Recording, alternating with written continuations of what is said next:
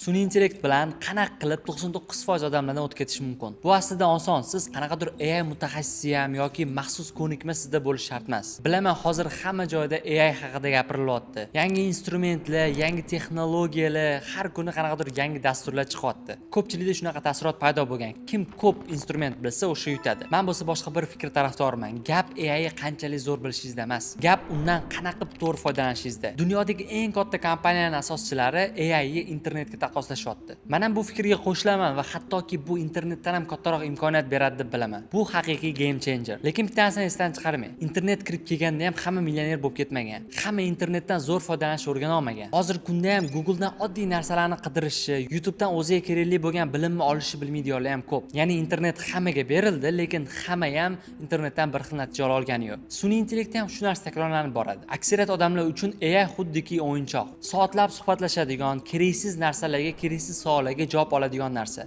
Kimlar uchun bo'lsa, vaqtini, pulni, qarorlarni yaxshilab beradigan instrument. Mana shu ikkala turdagi insonlar orasidagi farq keyingi yillarda juda ham kattalashib boradi. Oldingi videolarimda aytgan gapni yana qayta aytaman. Sun'iy intellekt sizni ishdan bo'shatmaydi, lekin sun'iy intellektdan to'g'ri foydalanadigan odam sizni o'rningizni egallaydi. Bu videoda o'zim har kuni amal qiladigan 6 ta qoidani tushuntirib beraman. AI dan o'zi qanaqa foydalanaman, nima masalalarda AI ga ishonmayman, o'zi qanaqa formatda kunlik tartibimda AI dan foydalanaman. AI menga qayerda vaqtimni soatlab tejab beryapti. Qayerdadir bo'lsa odamlarni orqaga qarab tortayotganligini kuzatyapman. Hammasini hayotimda aniq misollardan ko'rsatib beraman. Ismim Humoyun Sobirov, ta'lim sohasidagi tadbirkorman. 4 yildan beri zapislar bilan shug'ullanib kelsak, oxirgi 7 oy ichida 2x ga o'sish bo'ldi va bunga AI yordami juda ham katta bo'ldi. Oxirgi zapislarimizda deyarli har bitta bosqichida AI dan aktiv foydalanib kelamiz. Jamoamizdagi hamma a'zolar AI dan foydalanadi va hattoki o'quvchilarimiz ham AI dan foydalanishib, oxirgi mentorlik jarayonida o'zida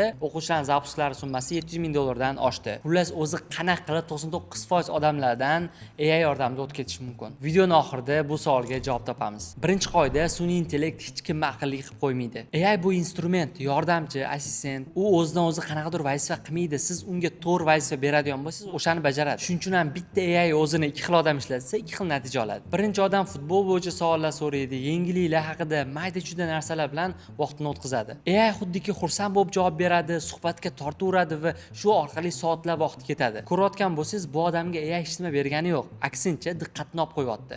Ikkinchi odam bo'lsa, AI ishiga yordamchi qilib qo'ygan. Misol uchun, analiz qildiradi, kontent yozdiradi, vaqtini bo'shatish uchun rutinali ishlarni ham topshiradi. Shuning orqasidan bu instrument har kuni odamga soatlab vaqtini qaytarib beradi. Shundan kelib chiqib aytsak bo'ladi, farq sun'iy intellektda emas, farq hayot tarzida. Buni telefonga o'xshatsak bo'ladi. Bitta odam kun bo'yi Instagramga chalg'ishi mumkin, ikkinchi odam bo'lsa, xuddi shu soat vaqtini biznesini boshqarishga ketkazishi mumkin. Agar siz hayotingiz maqsadsiz narsalardan iborat bo'lsa, sun'iy intellekt bu shunchaki sizga o'yinchoq bo'lib qoladi. Agar oldingizda aniq maqsad, rejalaringiz bo'ladigan bo'lsa va uni qanchadir qismini AI ga bersangiz, bu sizga yordamchi bo'lib, vaqtingizni tejab beradi. Shuning uchun hamma sun'iy intellektni o'rganish kerak degan vaqtda birinchi bo'lib shu savolni o'zingizga bering. Men AI dan o'z nimalarni so'rayapman, nimalar uchun ishlatyapman? Oching, ChatGPT, Cloud ochib, bergan savollaringizni analiz qilib chiqing. Agar AI bilan vaqtingizni ishingizga sarflayotgan bo'lsangiz, bu yaxshi, lekin keraksiz narsalarga sarflayotgan bo'lsangiz, buni o'ylashingiz kerak. Sizda yana bitta savol tug'ilishi mumkin. Nimalarni sun'iy intellektga berish kerak? Nimalarni bo'lsa hech qachon unga topshirmaslik kerak. Shundan ikkinchi qoida kelib chiqadi. Fikrlash sizniki, ijro, amalga oshirish sun'iy intellektniki. Men o'zim ish bo'yicha, strategiya bo'yicha muhim bo'lgan qarorlarni iloji boricha sun'iy intellekt bilan maslahatlashmayman. Misol uchun, kimdir kirib, birinchi zapuskini qilmoqchi va uni maslahatlashni AI bilan qiladigan bo'lsa, katta ehtimol bilan noto'g'ri qarorlarni qilib qo'yishi mumkin. Chunki AI da yetarli kontekst yo'q. O'zbekiston bozorini, sizning holatingizni, yetarli datalar bo'lmaganligi uchun ham u umumiy ma'lumotlarni berib olishi mumkin. To'g'ri, siz u bilan 6 oy davomida ishlatsangiz, hamma jarayonlaringizni aytsangiz, to'g'ri promptlarni bersangiz, uni o'sha trenirovka qildiradigan bo'lsangiz, ancha yaxshilanadi va javoblar berishni boshlaydi. Qaysidir joylarda to'g'ri maslahat ham berishi mumkin. Lekin shunda ham fikrlashni unga bermagan yaxshi. Chunki odamning miyasiga qarorlarni qabul qilish, fikrlash juda ham muhim va bu narsa o'stiruvchi instrument. Agar hamma fikrlashni AI ga berib qo'yadigan bo'lsangiz, sizning miyangiz dangasi bo'ladi va AI ga miyasini bergan odamlar bilan bir xil bo'lasiz. Fikrlarni, qarorlarni to'liq AI ga topshirgan odamda tahliliy fikrlash yo'qoladi. Analiz qilish qobiliyati pasayib boradi va oxir-oqibat noto'g'ri ma'lumotlarni ham shunchaki qabul qilishni boshlaysiz. Unda sun'iy intellektga nima vazifalarni berish kerak? Sizga vaqt qaytarib beradigan narsalarni, ishingizni avtomatlashtiradigan, sizni 3-4 soatlab vaqtingiz oladigan narsalarni AI ga bersangiz bo'ladi. AI test qilganligi uchun ham sizga bu samaradorlik beradi. Sun'iy intellektga vazifa berayotganingizda o'zingizga savol bersangiz bo'ladi. Bu meni ishimni tezlashtirib beradimi? Agar faqatgina tezlashtirib berish bo'lsa, uni bemalol bersangiz bo'ladi, lekin fikrlash talab qiladigan narsalarni o'zingizga olganingiz yaxshi. Endi bu qoidalar amalda qanaqa ko'rinishini o'zim misollarimda aytib beraman. 3-qoida: AI kunlik hayotingizda ishlaydigan yordamchiga aylantiring. Misol uchun, meni AI assistentim bor va kun davomida eng ko'p u bilan suhbat qilaman. U nimalarni qilib beradi? Menga kalendarlarimni tuzib beradi, menga qanaqadir finanslarimni boshqaradi, qanaqa rasxod qildim, qancha pul keldi, hammasini o'zi boshqarib boradi. Undan tashqari Telegramda o'qilmagan savollarga javob beradi. Korxonadagi xodimlardan qaysidir narsalarni so'rashim mumkin. Qanaqadir YouTubedan katta kontent ko'rib qolsam, podkast yoki shunga o'xshagan narsa, men bu assistentimga aytaman, u menga kerakli bo'lgan joylarni belgilab beradi. Chunki meni kimligimni, nima xohlashimni, maqsadlarim, hamma narsani bilgani uchun ham u menga eng kerakli formatdagi ma'lumotlarni beradi. Ishim, loyihalarimda analiz qismini bemalol AI ga topshira olaman. Misol uchun, kazdeflar o'tkazilgan bo'lsa, ularni tahlilini qilib beradi. VSLlarni, misol uchun, tahlillarni qilib berishi mumkin. Undan tashqari qanaqadir bozor, raqobatchilar analizi, shunga o'xshagan narsalarni men assistentga aytaman, u menga tezda hal qilib beradi. Bu narsani audio formatda etsam ham bo'ladi. Misol uchun, audio formatida menga mana shu narsalarni topib ber desam, u menga 3, 4, 5 daqiqada butun boshli katta yordamchining vazifasini bajaradi. AI vaqt tejashini ko'rdik va undan tashqari menga yana bitta yoqqan tarafi, uni shaxsiy maslahatchiga aylantirganim. 4-qoida: o'zingiz professional bo'lmagan sohada AI bilan brainstorming qilsangiz, ya'ni maslahatlashingiz bo'ladi. Bu narsani juda kam odam qiladi, lekin foydasi juda katta. Ko'pchilik o'zini sohasi bo'yicha savollarni AI ga topshiradi-da, o'tdan ma'lumot oladi va aksincha, o'zi tushunmaydigan sohalarda o'zi qaror qabul qilishga urinadi. Aslida bu teskari bo'lishi kerak. Siz o'zingiz sohangiz bo'yicha hamma savol, hamma muammoga o'zingiz javob topishga harakat qilishingiz kerak. Boshqa sohada bo'lsa, siz AI bilan maslahatlashsangiz, bu ancha yaxshiroq bo'ladi. Masalan, meni o'zimni cloudimda investitsiya bo'yicha bitta bo'lim bor va u yerda aytganman, menga Naval Ravikant, Charlie Munger, Warren Buffettni fikrlashi, ularning o'sha qarashlaridan kelib chiqib javob bergin deb aytganman. Ya'ni maqsad shuki, u internetdan to'g'ri kelgan ma'lumotni olib kelib bermaydi. Misol uchun, men qaysidir xaridni amalga oshirmoqchi bo'lsam, qanaqadir joyga investitsiya qilmoqchi bo'lsam, men ular bilan o'sha maslahatlashaman, o'sha Warren Buffett bilan maslahatlashgandek bo'laman. Deylik, soat olmoqchiman, men so'rayman, bu xarid menga qanchalik to'g'ri keladi? Bu menga investitsiya bo'la oladimi, yo'qmi? Hozirgi holatimda qanaqa?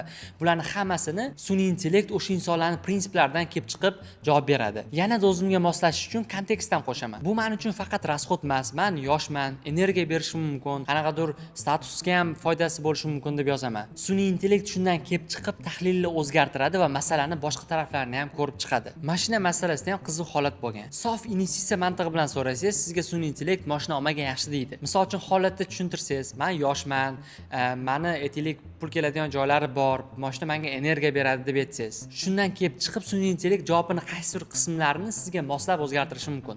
Bu degani siz tarafga yuradi degani emas. Holatni tushundim, olsang bo'ladi, lekin sen kapitalni kattalashtirishing kerak, mana vazifalarni qilishing kerak va undan keyingina bu mashinani olganing moliyaviy to'g'ri qaror bo'ladi deb tushuntiradi. Xuddi shunaqa qilib men sun'iy intellekt yordamida Naval, Charlie Munger, Warren Buffett bilan bitta stolda o'tirib, ular bilan maslahatlashayotgandek, gaplashayotgandek o'zimni his qilaman. Qiziq tarafi, bunaqa darajadagi insonlar bilan maslahatlashish yaqingacha imkoni yo'q edi. Hozir bo'lsa hammaning telefonida deyarli shu imkoniyat bor, lekin 99% odam bundan foydalanmaydi. Sun'iy intellektning shunaqa chiroyli taraflari bor ekan, buni yomon taraflari ham bormi? Hozir ko'pchilik aynan shunaqa tuzoqlarga tushib qolishyapti. 5-qoida: sun'iy intellekt o'zi sizni chalg'itadigan narsaga aylanib ketmasin. Sun'iy intellekt asli bizni vaqtimizni qaytarib berish yoki diqqatimizni qaytarish uchun mo'ljallangan, lekin ko'p odamlar trend ortidan teskarisini qilyapti. Qanaqa qilib? Masalan, ular hamisha AIda qilib ko'rishadi. Bitta yangi narsani o'rganib olsa yoki Reelsdan qanaqadir yangi texnologiya chiqadigan bo'lsa, o'shani qilib ko'raman, uni qilib ko'raman, buni qilib ko'raman deb AI ichidagi